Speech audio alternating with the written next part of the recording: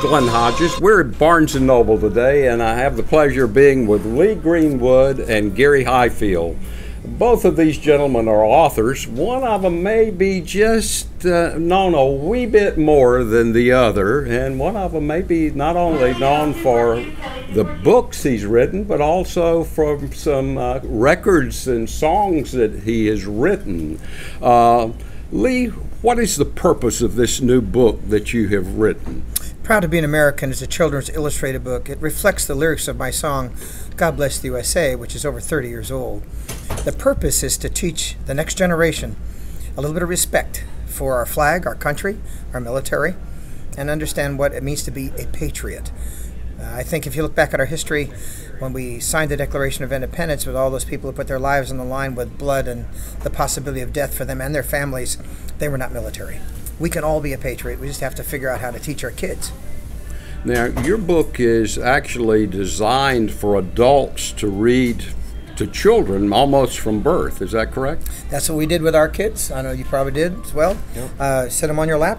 Particularly after you have a bath, get them and put them to bed. They're in a good mood to kind of listen. And you smell their hair, you know, if you shampooed it, you know, it's that warm bonding feeling. Yep. Put the book in front of them, and they're fascinated with the pictures and things. And after you've read the book 250 times or more, because we read from the time they were a year old till they were 5 or 6, getting into elementary school, giving them lessons on colors and numbers and letters and words, sentences, animals, insects, geography, you name it. We're doing the education, the pre-ed. And parents today are very busy. And then when they have little kids, they're in the productive years of their life. So they're working really hard. They need the grandparents. And the grandparents are the ones that would like the book the most, because they can sit that right there with the kid, teach them how the lessons of life and patriotism, which in our generation and my parents' and grandparents' generation, that was the thing that came easily.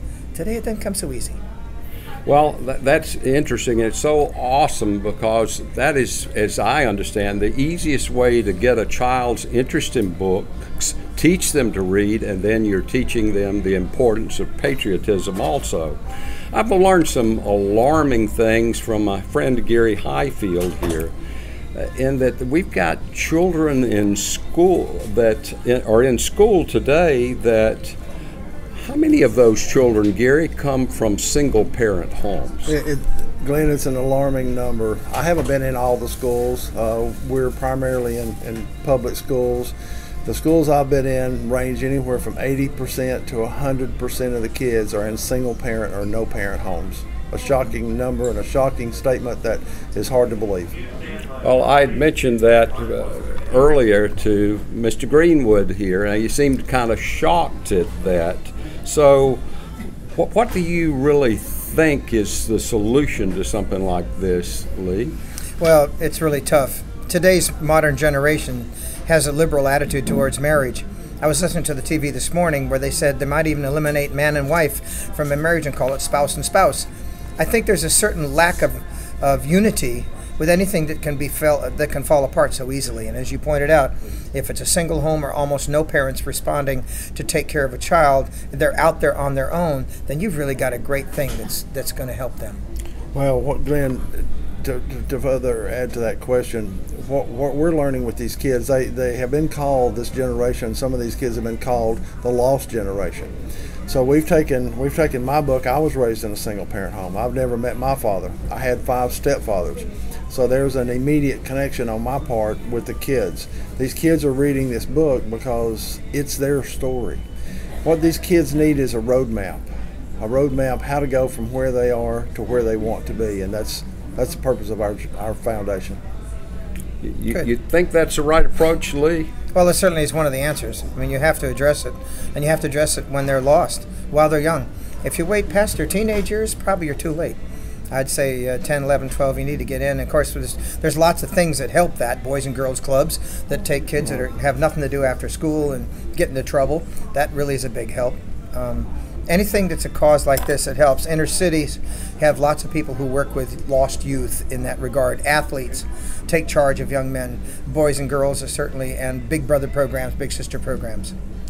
Gary, you have a foundation, a 501c. What's the name of that foundation? And tell us exactly what you're doing there. The 1-2 Foundation Incorporated is sole purpose, sole mission of that foundation is to help these kids believe what's possible is possible for them.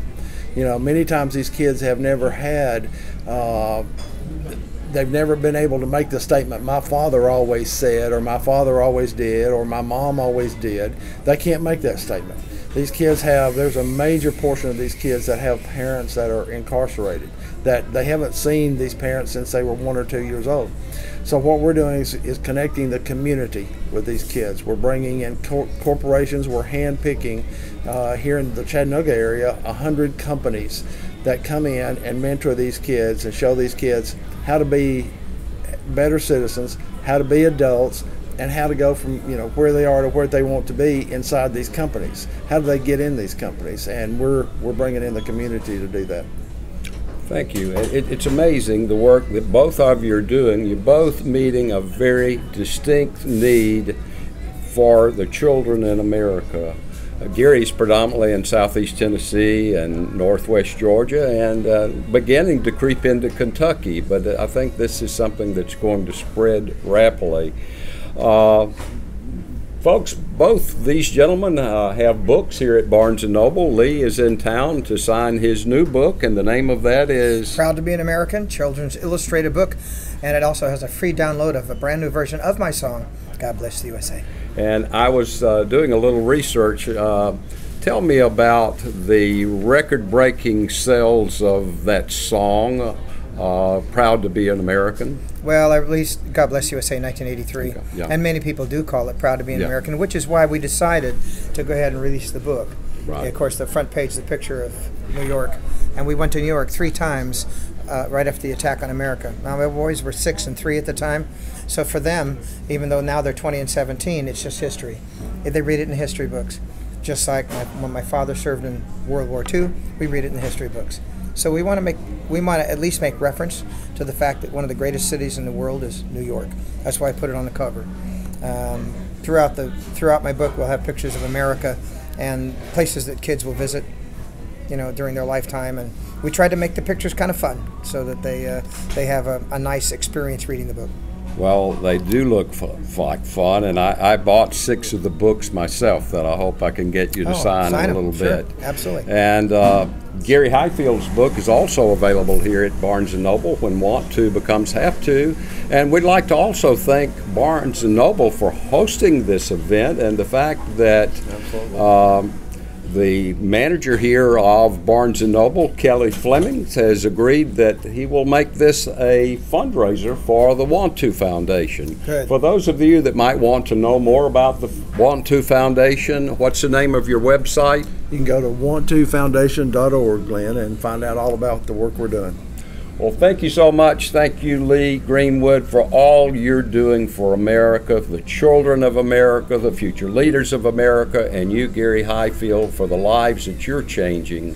You've got non-readers in high school reading a book. I met a gentleman here at Barnes & Noble earlier this week that came in and made that statement. That's amazing. That's great. So thank you for what you're doing. This is Glynn Hodges reminding you that anything is possible.